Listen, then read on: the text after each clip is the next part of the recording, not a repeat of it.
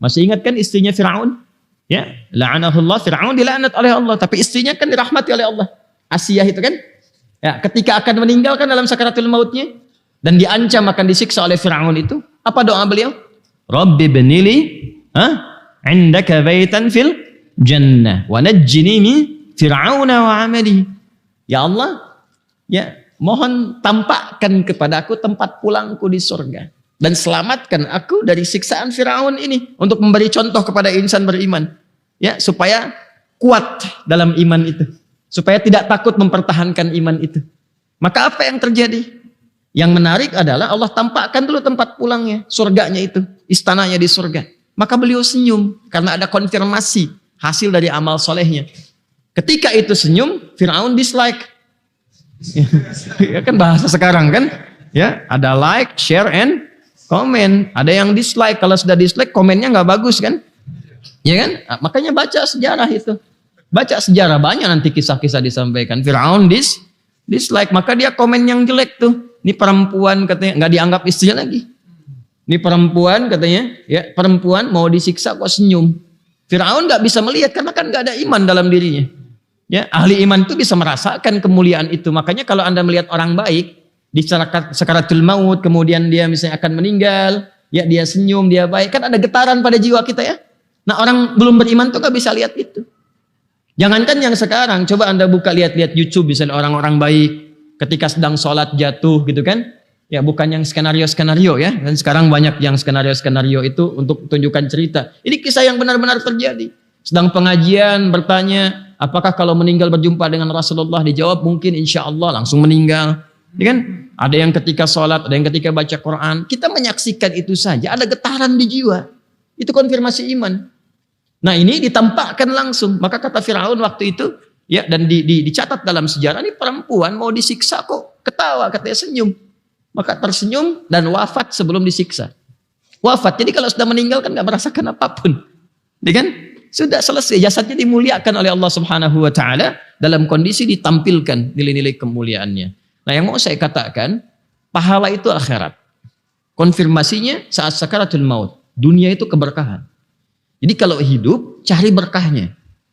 Dan insya Allah kalau niat kita benar, kembali ke niat. Kan saya sedang terangkan tentang niat itu tadi. Kalau niat kita benar sejak berangkat dari rumah untuk mendapatkan ridha Allah. Belajar itu bertakarub kepada Allah. Tujuannya dua.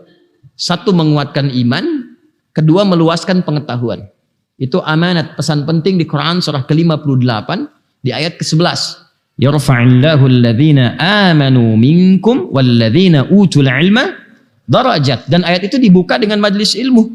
Ya ayyuhalladzina amanu idza qila lakum tafassahu fil majalis. Jadi ketika datang ke majlis itu niatnya dua, niatkan. Satu, supaya mendekatkan diri kepada Allah, takarrub, meningkatkan iman. Makanya antara pulang dengan datang itu beda. Datang kita berusaha mendekat dan suasana hati kita akan lain. Berangkatnya penuh semangat, diisi dengan doa, diisi dengan istighfar, tantangan-tantangan bisa dilewati, gitu kan? Itu ada kenikmatan tersendiri. Beda kalau kita berangkat tuh nggak pakai motivasi iman tuh lain. Baru lihat mendung sedikit, mendung hujan kayaknya. Hujan ustaznya juga belum tentu jadi, nggak berangkat tuh. Padahal yang mendung itu suasana hatinya. Itu kan bukan kejadian di alamnya. Maha suci Allah dan maha mudah bagi Allah untuk menggeser mendung menjadi cerah kembali. Langitnya cerah, hati dia yang mendung kan? Gitu. Itu jadi persoalan. Makanya ketika akan berangkat, kalau imannya itu kuat, maka nanti iman memberi motivasi. Kemudian yang kedua, meningkatkan pengetahuan. Supaya antara iman dengan ilmu itu ada keseimbangan. Nah kalau itu sudah dilakukan, dari sejak Anda berangkat, berkahnya turun. Bukan pahalanya, berkah. Kalau pahala itu dituliskan, dikonfirmasi saat di akhirat. Apa di antara keberkahannya?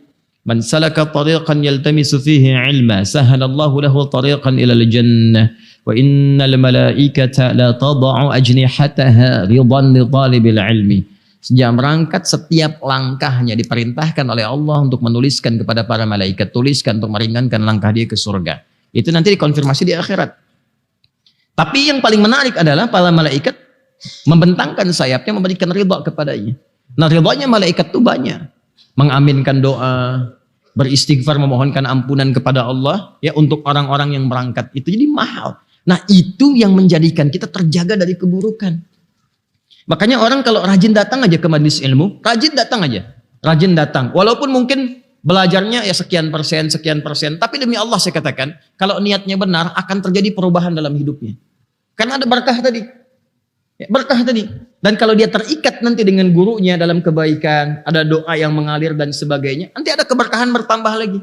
Makanya para ulama itu membuat bab-bab khusus. Hubungan murid dengan guru, murid dengan murid, hubungan murid dengan tempat belajar, ada semua babnya. Ya, dan di Islam itu keindahannya. Itu keindahannya.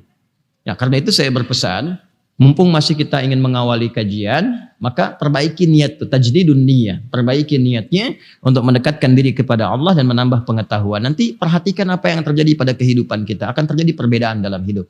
Jelas?